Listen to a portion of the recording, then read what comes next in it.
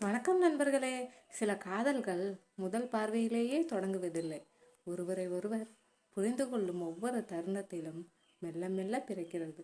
அப்படித்தான் சுந்தருக்கும் திவ்யாவுக்கும் இடையிலான காதலும் தொடங்கியது.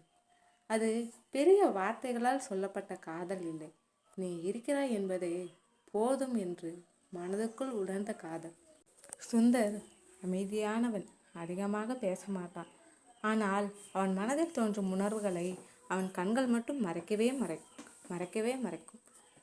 திவ்யா அதற்கு நேர்மானவள். சின்ன விஷயத்திற்கு கூட சிரிப்பாள். கோபம் வந்தால் முகத்தில் காட்டிடுவாள்.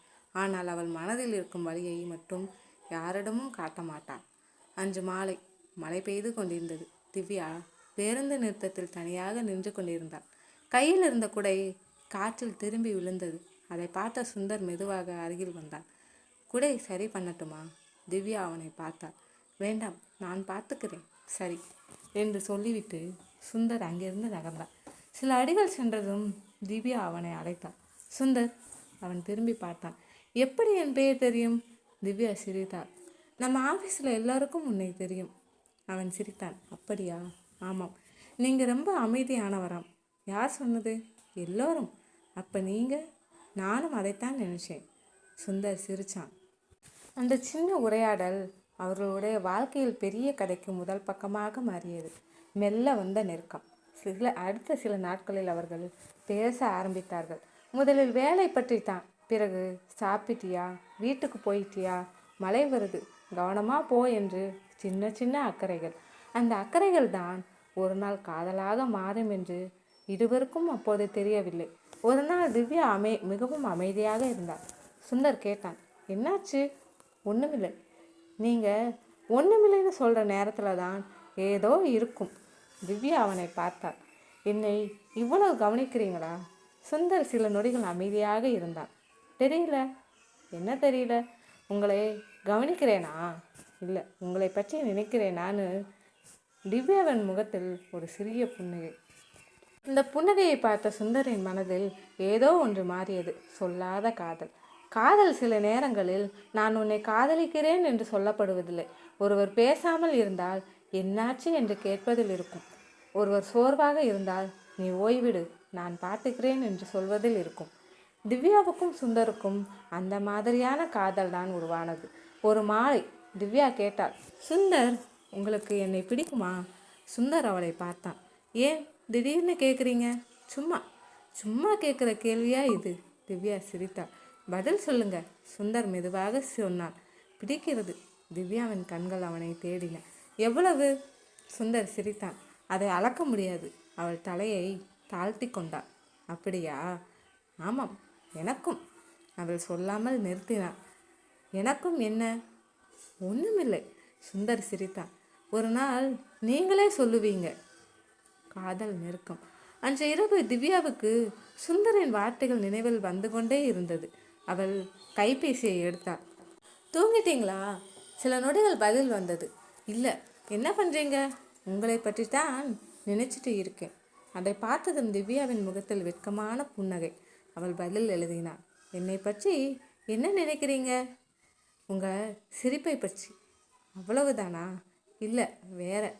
நான் கஷ்டப்படும்போது என்னை விட அதிகமாக கவலைப்படுற ஒருத்தி என் வாழ்க்கையில் இருக்காளேன்னு. திவ்யாவின் கண்கள் கலங்கின. அந்த வார்த்தைகளில் காதல் இருந்தது, உரிமை இருந்தது. அதைவிட முக்கியமாக பாதுகாப்பாக இருப்பது போன்ற ஒரு உணர்வு இருந்தது. எதிர்பாராத திறப்பம். அடுத்த நாள் திவ்யா சுந்தரை சந்திக்கவில்லை. அழைத்தாலும் எடுக்கவில்லை. செய்தி அனுப்பினாலும் பதில் இல்லை. சுந்தருக்கு பதற்றமாகிவிட்டது. மாலை திவ்யா அவனை சந்தித்தாள். அவள் கண்களில் சோகம். என்னாச்சு? சுந்தர், நான் உங்களிடம் ஒரு விஷயம் சொல்லணும். சொல்லுங்க. நம்ம காதலை வீட்டில் ஏற்றுக்கொள்வாங்களா எனக்கு தெரியவில்லை. சுந்தர் அமைதியாக இருந்தான். அதுக்காக என்னை விட்டு போகணும்னு நினைக்கிறீங்களா? திவ்யா உடனே தலையசைத்தாள். இல்லை. அப்போ நான் உங்களை இழக்க விரும்பலை. சுந்தர் அவள் அருகில் நின்றான். திவ்யா, அவள் அவனை பார்த்தாள். காதல் என்றால் பிரச்சனை இல்லாத வாழ்க்கை கிடைப்பது இல்லை. அப்புறம் பிரச்சனை வந்தாலும் ஒருத்தர் விட்டு கொடுக்காமல் இருப்பது. திவ்யாவின் கண்களில் கண்ணீர். நீங்கள் என்னை விட்டுட மாட்டீங்களா? சுந்தர் மெதுவாக சொன்னார். நீ என்னை விட்டு போகாத வரைக்கும் நான் உன்னை விட்டு போக மாட்டேன். திவ்யா அவனை பார்த்து கொண்டே இருந்தாள். அந்த நொடியில் அவளுடைய பயம் கொஞ்சம் குறைந்தது. அவளுடைய நம்பிக்கை கொஞ்சம் அதிகமானது. ஆனால் அவர்கள் அறியாத ஒரு உண்மை இருந்தது. திவ்யாவின் குடும்பம் ஏற்கனவே அவளுக்காக ஒரு திருமணத்தை முடிவு செய்திருந்தது. அந்த திருமணத்தை பற்றி திவ்யாவிடம் சொல்லப்படவில்லை. அடுத்த நாள் திவ்யாவின் அப்பா அவளிடம் ஒரு புகைப்படத்தை நீட்டினார். இவரைத்தான் உனக்கு பார்க்கிறோம். திவ்யா அந்த புகைப்படத்தை பார்த்தாள். அவளுடைய கைகள் நடுங்கின. ஏனென்றால் அந்த புகைப்படத்தில் இருந்தவன் சுந்தர் இல்லை. அந்த அந்த நொடியில்தான் திவ்யாவுக்கு புரிந்தது, தான் சுந்தரை காதலிப்பது மட்டும் போதாது, அந்த காதலை காப்பாற்ற போராட வேண்டிய நேரமும் வந்துவிட்டது. திவ்யாவின் கையில் இருந்த புகைப்படத்தை பார்த்தவுடன் அவளுடைய முகம் மாறியது. அவள் மெதுவாக கேட்டாள், அப்பா, இந்த கல்யாணத்தை பற்றி என்கிட்ட ஏன் முன்னாடியே சொல்லலை? அப்பா அமைதியாக பதிலளித்தார். நீ மறுக்கக்கூடாதுன்னு தான். அந்த ஒரு வார்த்தை திவ்யாவின் இதயத்தை உடைத்தது. அவள் அறைக்குள் ஓடி சென்று கதவை மூடிக்கொண்டாள். கண்களில் கண்ணீர், மனதில் ஒரே ஒரு பெயர், சுந்தர். சொல்ல முடியாத வேதனை. சுந்தருக்கு அழைக்க அவள் கைபேசியை எடுத்தாள். ஆனால் அழைக்க முடியவில்லை. நான் சொன்னா அவன் என்னை விட்டு போயிடுவானா என்ற பயம். மீண்டும் கைபேசியை எடுத்தாள். இந்த முறை சுந்தரிடம் இருந்து அழைப்பு வந்தது. திவ்யா, என்னாச்சு? உங்கள் குரல் சரியில்லையே. அவள் அமைதியாக இருந்தாள். திவ்யா, பேசுங்க. அவளால் கண்ணீரை அடக்க முடியவில்லை. சுந்தர், நான் உங்களை ஒரு விஷயம் கேட்கணும். கேளுங்க. என்ன நடந்தாலும் என்னை மறந்துடுவீங்களா? சுந்தர் சில நொடிகள் அமைதியாக இருந்தான். பிறகு மெதுவாக சொன்னான், உன்னை மறக்கணும்னா முதல்ல உன்னை என் மனசிலிருந்து வெளியே அனுப்பணும். அது எனக்கு முடியாது. திவ்யா கண்களை மூடிக்கொண்டாள். அந்த வார்த்தைகள் அவளுடைய பயத்தை உடைத்தன. சந்திப்பு. அடுத்த நாள் மாலை இருவரும் சந்தித்தார்கள். திவ்யா நடந்ததை முழுவதுமாக சொன்னார். சுந்தர் அமைதியாக கேட்டுக்கொண்டிருந்தான். சுந்தர், நான் என்ன செய்யணும்னு எனக்கே தெரியல. சுந்தர் அவள் அருகில் வந்து நின்றான். நீ என்ன விரும்புகிற? உங்களை? அவள் தயக்கத்துடன் சொன்னாள். அப்போ அதுக்காக உண்மையாக நின்று பேசுவோம். எனக்கு பயமாக இருக்கு. எனக்கும் பயம்தான். திவ்யா அவனை பார்த்தான். உங்களுக்கும் பயமா? ஆமாம். எதுக்கு? உன்னை இழந்துடுவோன்னு. அவளுடைய கண்களில் மீண்டும் கண்ணீர். சுந்தர் மெதுவாக சொன்னான், நம்ம காதலுக்கு எதிராக நிறைய பேர் இருக்கலாம்.